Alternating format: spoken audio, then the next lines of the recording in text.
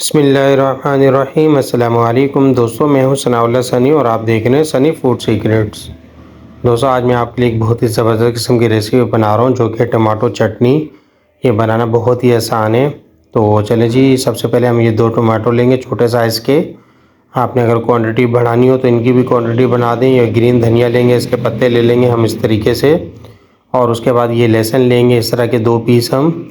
और यहाँ पर हम हरी मिर्च लेंगे इस तरह की 3 छोटी पतली वाली। अगर आप तेज़ चटनी नहीं खाना चाहते तो मोटी वाली भी ले सकते हैं। तो चलें जी, बढ़ते हैं नेक्स्ट वीडियो की तरफ। तो सबसे पहले हमने अपने टमाटो को कूट लिया है। आपने इनको ग्राइंड नहीं करना है, सिर्फ कूटना है। याद रखिएगा, ग्राइंड बिल्कुल नहीं करना है वरना आपका टेस्ट ख़राब हो जाएगा। इस चीज़ का आपने ख़ास ख्याल रखना है।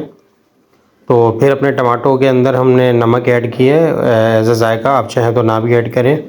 तो ये जो धनिया हमने कूटा था ये आप देख सकते हैं, इसको हम इसमें इसके अंदर ऐड करेंगे इस तरीके से। तो ये ऐसी चटनी है जो बहुत ही ज़बरदस्त और जायकाफुल होने वाली है। आप इसको इंशाल्लाह बनाएंगे तो आप रायता भूल जाएंगे।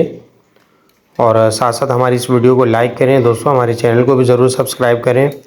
तो उसके बाद हम ये ग्रीन चिली डाल रहे हैं इसमें कूटी हुई। इन सब चीज़ों को हमने कूट लेना है, ग्राइंड बिल्कुल नहीं करना है ग्राइंडर के अंदर वरना पूरा जायका ख़राब हो जाएगा इस तरीके से। तो ये भी हमने इसके अंदर शामिल कर ली। तो दोस्तों, हमारे इस चैनल को ज़रूर सब्सक्राइब करें और शेयर करें हमारी इस वीडियो को। तो ये देख सकते हैं, इसके बाद हमने गार्लिक लहसुन का पेस्ट लिया है, उसको भी हम इसके अंदर ऐड करेंगे 2 टीस्पून। ठीक है, ये देखिए बिल्कुल फ्रेश लहसुन है, इसको भी हमने कूटा है। सारी चीज़ों को कूट लेना है। तो ये हमारी चीज़ें हो गई, इसमें टमाटो हो गए और धनिया हो गया, लहसुन हो गया और हरी मिर्च हो गई। अब हम इसमें ऐड करेंगे अपना नींबू का रस। तो ये 4 चीज़ें हो गई, नमक भी हमने इसमें ऐड किया है।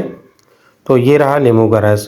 तो दोस्तों, ये मैंने 1 महीना पहले नींबू का रस निकाला था और इसको लॉन्ग टर्म के लिए फ्रीज़र में स्टोर करने के लिए मैंने आपसे ये रेसिपी, ये तरीका शेयर किया था। तो उस वीडियो का लिंक डिस्क्रिप्शन में है, आप वहाँ जाकर देख सकते हैं कि लेमन को जब सस्ते लेमन मिल रहे होते हैं उनको कैसे हम स्टोर कर सकते हैं।